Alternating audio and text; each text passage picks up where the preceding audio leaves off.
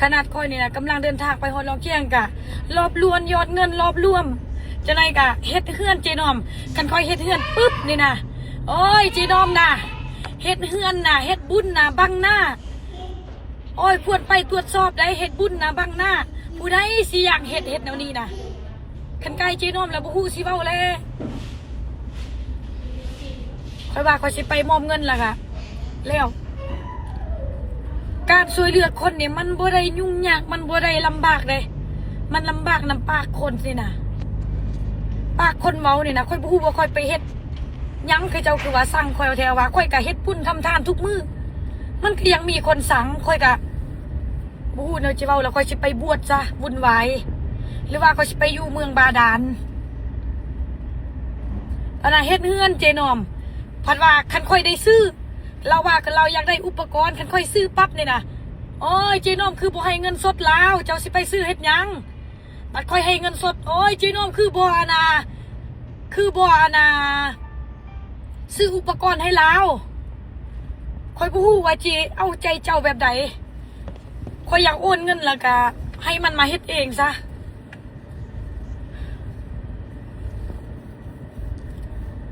ค่อยบ่ฮู้ว่าจะเว้าจังได๋ค่อย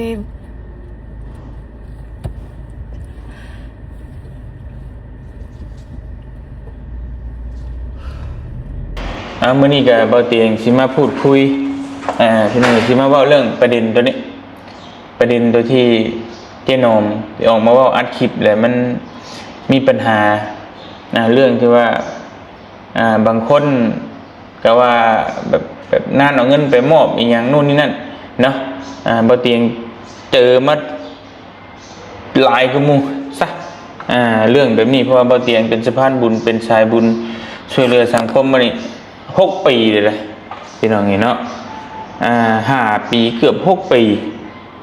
พอเตียงเจอนักสุดเรื่องแบบนี้เขาต้องใช้ความอดทนอีหลีหลอดแต่ทั้งนี้ทั้งนั้นนี่บ่เตียงสงสารเจนอมเนาะอีตนนะคนหนึ่งเนี่ยซึ่งไปเฮ็ดเพื่อสังคมแหละก็มันก็มีคำแบบนี้แต่ว่าแน่นอนเฮาปราศจากบ่ได้เนาะพี่น้องเนาะคือเราเปิดรับบริจาคที่เอาเงินไปมอบให้2 ครอบครัวที่ติดอยู่ในถ้ำท่านออกมาอยู่ถ้ำเมืองรองแจ้งแขวงชัยสมบูรณ์นั้นได้เงินอยู่ประมาณ238 ล้านประมาณนี้แหละแต่มันก็มีหลายคอมเมนต์ที่ว่าคอมเมนต์ไปในทางที่ว่าบ่เชื่อใจด้วยนู่นนี่นั่นหรือว่าเชื่อใจแต่ว่าจะให้ไปไวๆแล้วก็ทั้งนี้ทั้งนั้นก็อยากให้เฮ็ดตามจุดประสงค์แล้วอยากให้นู่นนี่นั่นนะบัดนี้ทั้งที่น้องกันน่าจะเพิ่งเจอหรือว่าเคยเจอมาเฮาก็บ่ฮู้แต่ว่าเราก็ปวดหัวจนเราบ่จนให้อยู่แหละพี่น้องนี่เนาะก็อีตนอยู่แล้วก็บ่เตียงกันไปตอนนั้นก็เจอกันทักทายแล้วก็สู้อีหลีเลยพี่น้องนี่เนาะก็เห็นใจแล้วบ่เตียงก็อยากเว้าในส่วนต่างในข้อนี้นะพี่น้องเรื่องสังคมเรื่องวิพากษ์วิจารณ์นี่เฮาก็ปราศจากบ่ได้เนาะว่าสิบ่ให้คน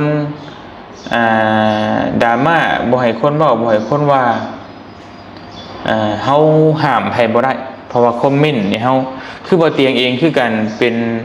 บุคคลสำหรับบุคคลสาธารณะเฮาอัพคลิปลงทั้งเพจทั้ง TikTok ทั้งYouTube ต่างๆพี่น้องนี่เนาะบ่เตียงก็เป็นคนหนึงที่อยู่ในโลกโซเชียลนี่5-6 ปีแล้วบัดนี้บ่เตียงก็เจอมาหลายเจอสารพัดรูปแบบเจอจนกระทั่งว่าไปซอยเขาแหละเขาจนสิ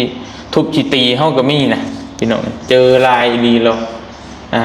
บัดนี้เพราะฉะนั้นบ่เตียงเข้าใจเบิดทั้งมวลว่ามันความรู้สึกมันเป็นจังได๋แต่บ่เตียงก็อดบางเทื่อก็จนท้อนะว่าเฮาซอยเขาแหละเขาคือเฮ็ดกับเฮาแบบนี้ก็มีหลายเนาะแต่ว่าเฮาสิตัดสินใจว่าบ่ซอยมันก็บ่ได้เพราะว่าคนดีมันก็มีคนที่รอความช่วยเหลือเฮาอยู่มันก็มีนะเพราะฉะนั้นเฮาก็ต้องสู้ต่อไปนะพี่น้องเนาะแล้วก็อยากขอนำพ่อแม่พี่น้องFC ผู้ที่คอมเมนต์เบิดทุกคนนั่นแหละทั้งในทั้งต่างประเทศหรือใส่ก็แล้วแต่ผู้เบิ่งนะ ผู้ที่วิพากษ์วิจารณ์นะก็อยากให้แบบใจเย็นนิดนึงนะพี่น้องเนาะในกรณีที่ทุกคนที่ไปช่วยเรือนี่เมื่อยได้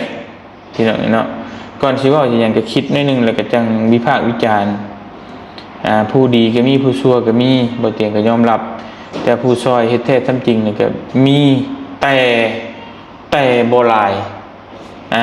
พี่น้องเอ้ยยกตัวอย่างคือ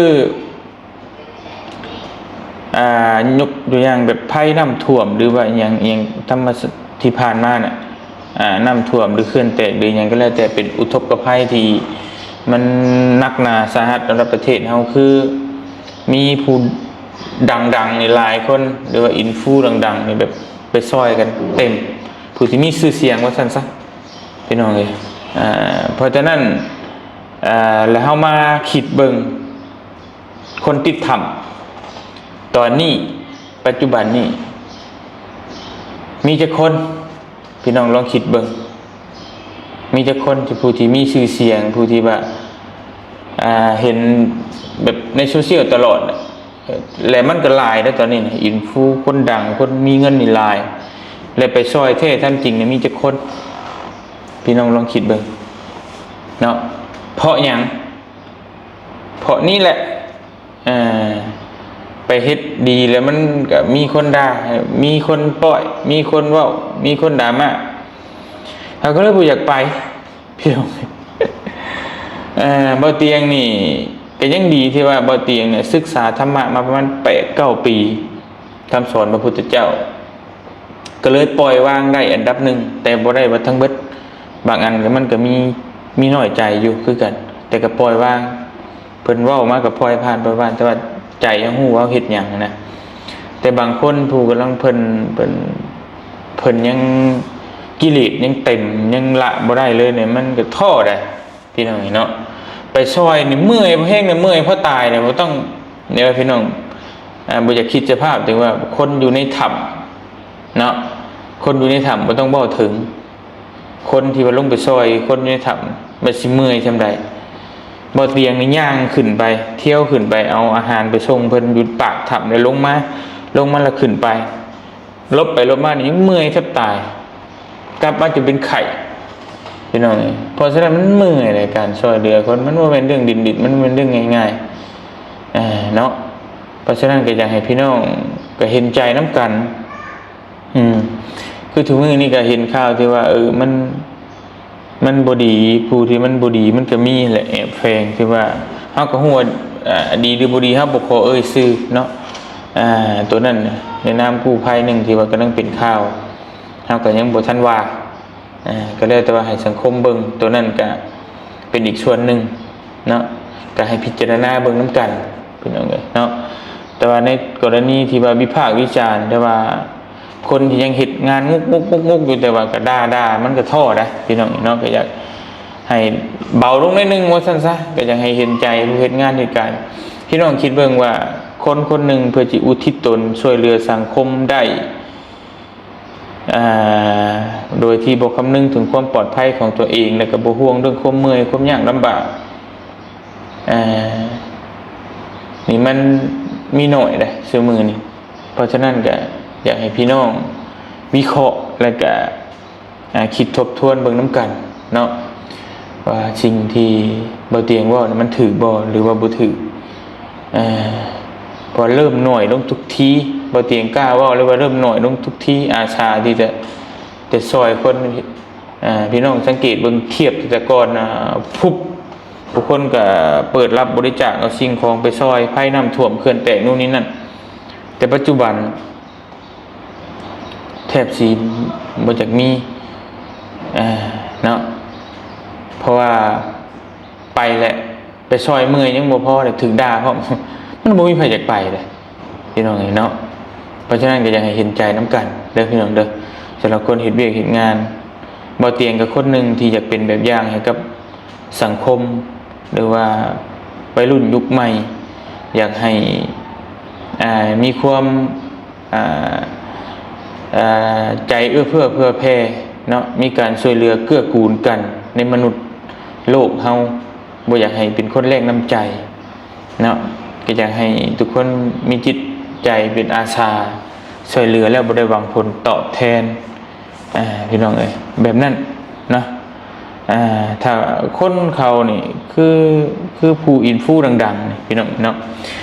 แต่รับคือจำเจนอมก็ได้หรือคนอื่นสมมุติเราเขาไปบ่ต้องเว้าเรื่องเบาเตียงก็ได้ตัดไปก่อนผู้ที่เพิ่นไปเพิ่นมีเด้มีเงินมีคำเบาเตียงเชื่อว่าบ่หลายก็พอสมควรแต่เป็นหยังต้องไปว่าอยากช่วยหั่นแหละ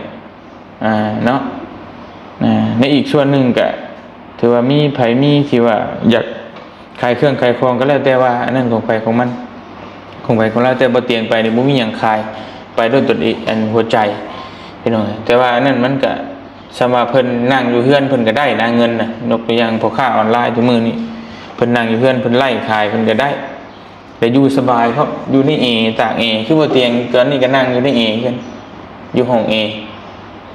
พี่น้องเป็นยังต้องเอาตัวเองออกไปเพราะหนึ่งก็อยากซอยคน